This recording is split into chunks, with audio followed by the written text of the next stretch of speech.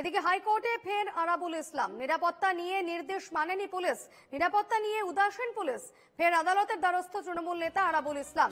রাজ্যের কাছে রিপোর্ট তলব করল হাইকোর্ট। আগামী 18 এপ্রিলের মধ্যে রাজ্যের কাছে রিপোর্ট তলব করলেন বিচারপতি তীর্থঙ্কর ঘোষ। ফের হাইকোর্টের দ্বারস্থ আরাবুল ইসলাম। তৃণমূল নেতা আরাবুল ইসলাম আবারও হাইকোর্টের দ্বারস্থ হয়েছেন। রাজ্যের কাছে রিপোর্ট তলব করেছে হাইকোর্ট। আগামী 18 এপ্রিলের মধ্যে রাজ্যের কাছে রিপোর্ট তলব আদালতের। রিপোর্ট তলব করলেন বিচারপতি তীর্থঙ্কর ঘোষ।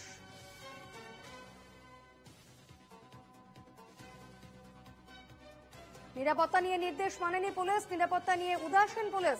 হাইকোর্টের দ্বারস্থ তৃণমূল নেতা আরাবুল ইসলাম।